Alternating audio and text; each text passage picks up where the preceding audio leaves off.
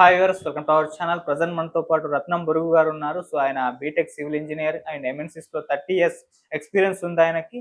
అలాగే ఎల్జేడి నాయకుడు శరత్ యాదవ్ అండ్ జావేద్ రాజా గారి ప్రియ శిష్యులు కూడాను.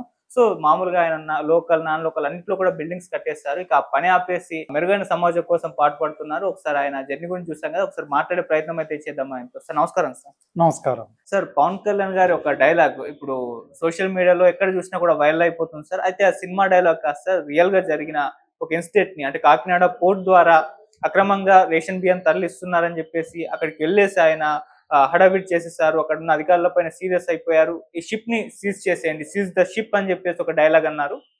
అదంతా కూడా వైరల్ అయిపోతుంది. సో ఎంటర్ ఈ అక్రమ రవాణాని ఏ విధంగా చూస్తారు, మీరేం చెప్తారు సార్ పవన్ కళ్యాణ్ గారి పైన, దీనిపైన కామెంట్స్? ఇక్కడ పవన్ కళ్యాణ్ గారి యొక్క నిరక్షరాస్యత బయటకు వస్తుంది. ఎందుకు సార్? ఆయన తక్కువ చదువుకోవటం వలన ఆయనకి వ్యవస్థ, రాజ్యాంగం అర్థం కాలేదు అనేది ఆయన అంతటా ఆయనే బయటకు చెప్తున్నాడు.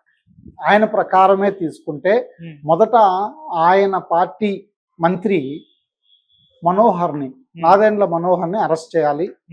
నాదెండ్ల మనోహర్ కి సెక్రటరీగా ఉన్న ఎవరైతే ప్రిన్సిపల్ సెక్రటరీగా ఉన్నాడో పబ్లిక్ డిస్ట్రిబ్యూషన్ కి ఆయన అరెస్ట్ చేయాలి.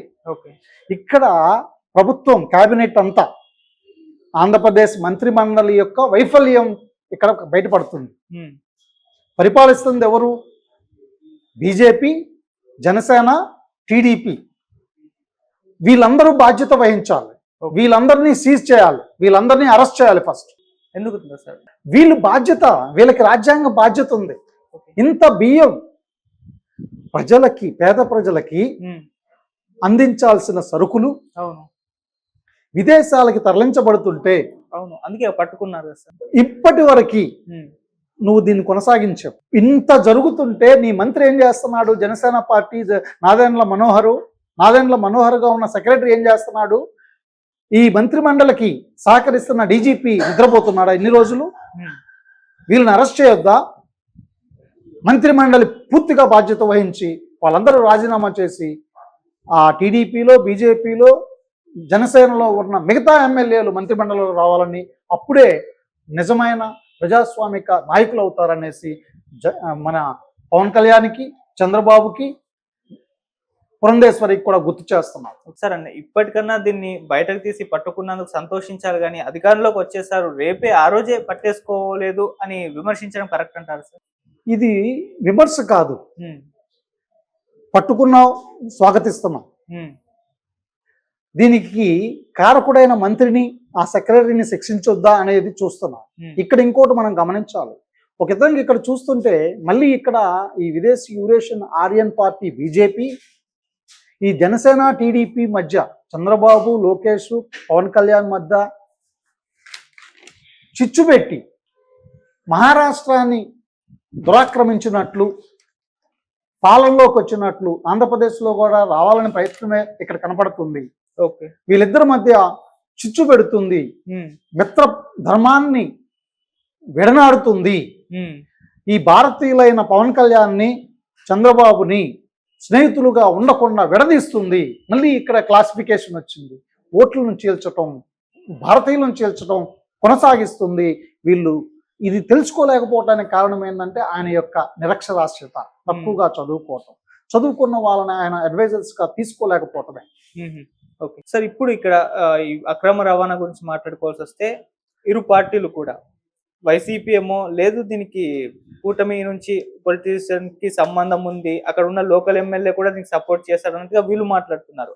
లేదు ఇది వైసీపీ ద్వారంపూడి గారు చేశారని చెప్పేసి వీళ్ళు విమర్శిస్తున్నారు. సో ఇది ఒక పొలిటికల్ విమర్శ తీసుకోవడం మనం చూస్తున్నాం. వాళ్ళు వీళ్ళపైన, వీళ్ళు వాళ్ళపైన. దీన్ని ఏ విధంగా చూస్తారు? వాళ్ళు కూటమి వైసీపీ మీద చేసింది నిజం, వైసీపీ దోషులు ఇక్కడ. వైసీపీ కూటమి మీద చెబుతుంది కూడా నిజం. ఈ 4 పార్టీలు దోషులు.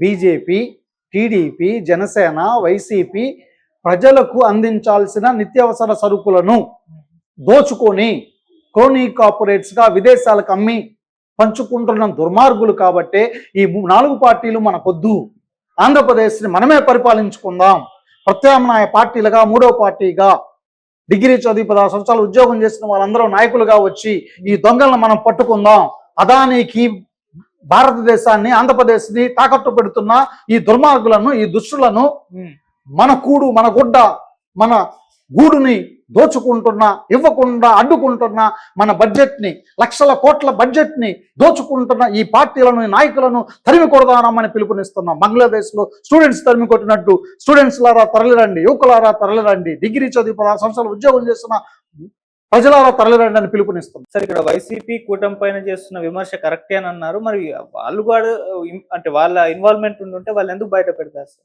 అందుకనే ఇక్కడే మనం గమనించాలి, అధికార పక్షం విపక్షాన్ని మీరు అవినీతి చేశారు, మేము పట్టుకున్నాం అని చెబుతున్నారు. కోర్టుకి ఎందుకు తీసుకెళ్ళట్లేదు, ఎందుకు శిక్ష వేయట్లేదు? ప్రతిపక్షం అధికార పక్షాన్ని విమర్శిస్తుంది, ఎందుకు మీరు పోలీసుల చేత విచారింపడం చేయట్లేదు? పోలీసులు అధికార పక్షానికి లోబడితే మీరు కోర్టుకి వెళ్ళి ఎందుకు పరిష్కరించట్లేదు అని మేము ప్రశ్నిస్తున్నాం. కాబట్టి ఇద్దరు దొంగలే కాబట్టి ఒక మూడవ నీతిమంతులను బుద్ధిని జ్ఞానం, బుద్ధిని శీలంతో, బుద్ధిని ప్రేమతో, ప్రజలకు ప్రేమతో, రాజ్యాంగ ప్రజాస్వామిక పార్లమెంటరీ ఫలాలు, సమాన మేలిమి విద్య, వైద్యం, ఉద్యోగాలు, జీతాలు, యాజమాన్యం, ప్రభుత్వ సేవలు ప్రతి ఓటర్కి సహజంగా పరిపూర్ణంగా అందించడానికి మన ఓటును సద్వినియోగపరుచుకుందాం. మన భారతీయ పార్టీల కూటమిగా భారతీయ పార్టీలని కలిసి పనిచేద్దాం అనేసి పిలుపునిస్తున్నాం. సరే, అలాగే పవన్ కళ్యాణ్ గారి గురించి కొద్దిగా మాట్లాడుకుందాం సార్. ఆయన పొలిటీషియన్ అంటే 10 years వెయిట్ చేశారు, 10 years ఫైట్ చేశారు. అప్పటి వరకు ఏ ఫలితం రాలేదు.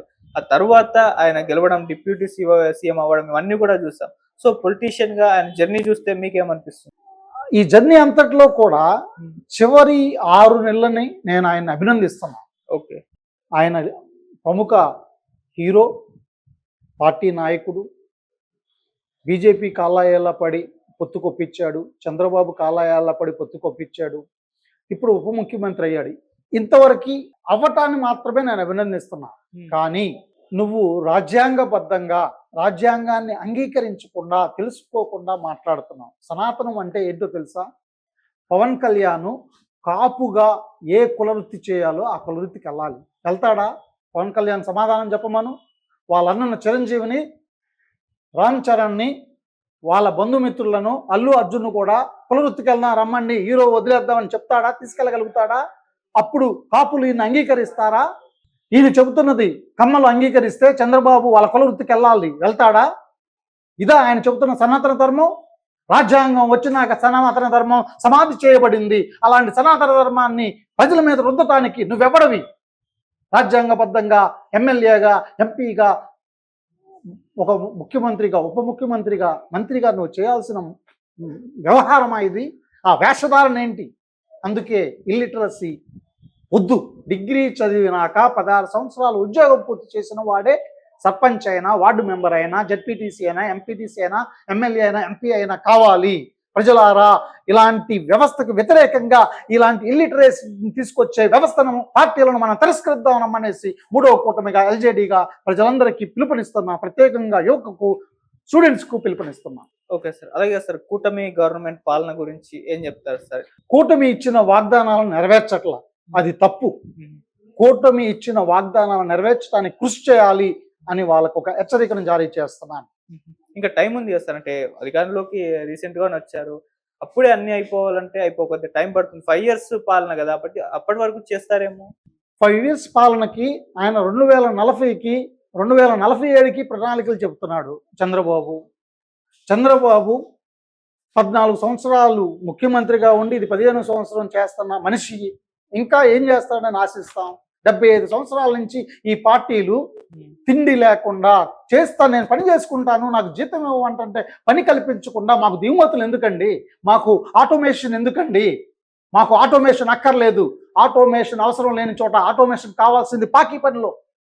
మురుగుదొడ్డుల్లోకి వెళ్ళేది, మురుగు కాలంలోకి వెళ్ళి చచ్చిపోతున్న వాళ్ళని సంరక్షించడానికి ఆటోమేషన్ కావాలి. కానీ యువత, మ్యాన్ పవర్, ప్రతి వాడికి పని కల్పించి గౌరవపరమైన వేతనాన్ని ఇచ్చే ఒక వ్యవస్థ కావాలి.